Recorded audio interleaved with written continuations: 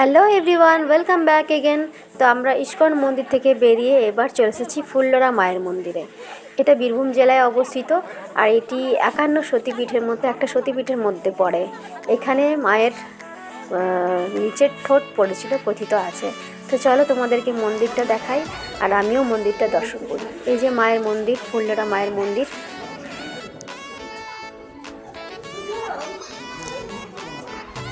এই যে আমি মায়ের মন্দিরের ভেতরে ঢুকেছি, প্রণাম করছি।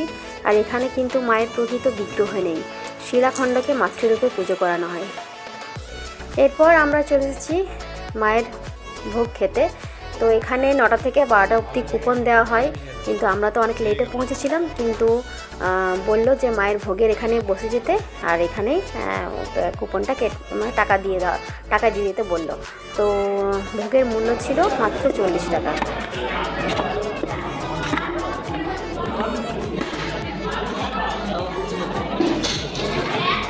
এরপর আমরা চলে এসেছি কঙ্কালীতলা। এটাও একটা সতীপীঠ, এখানে মায়ের কঙ্কাল পড়েছিল, তাই এই মন্দিরের নাম হয়েছে কঙ্কালীতলা। চলো তোমাদেরকে মন্দিরটা দর্শন করাই এবং বাইরেটাও ঘুরে দেখাই, দেখে নাও, আশা করি ভালো লাগবে।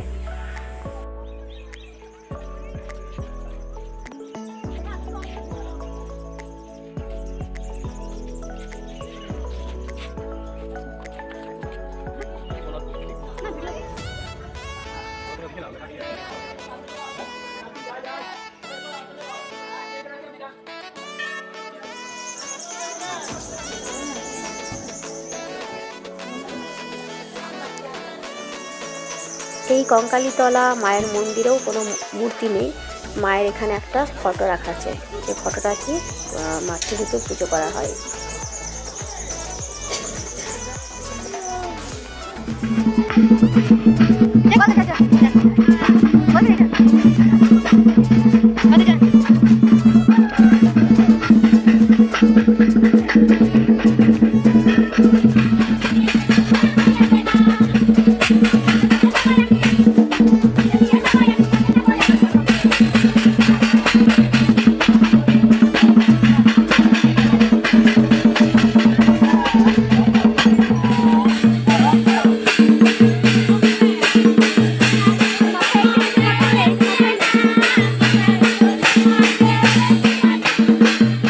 এরপর আমরা চলে এসেছি বোলপুরের সোনাঝুরি মাঠে।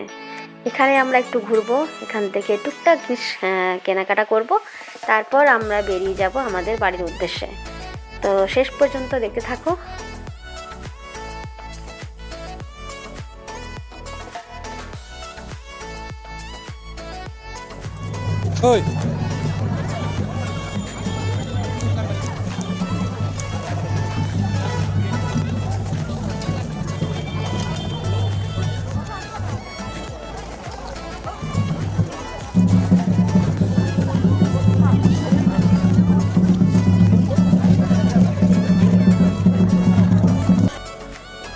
তো সারাদিন ঘোরাফেরার পর আমরা খুবই টায়ার্ড হয়ে পড়েছিলাম, একটু ব্রেকের দরকার ছিল, তাই রাস্তার মাঝখানে একটা চা দোকান দেখে আমরা এখানে দাঁড়িয়ে পড়েছি। এখানে চা পকোড়া খাবো, একটু রেস্ট করব, তারপরে আমরা বাড়ির উদ্দেশ্যে রওনা দেব।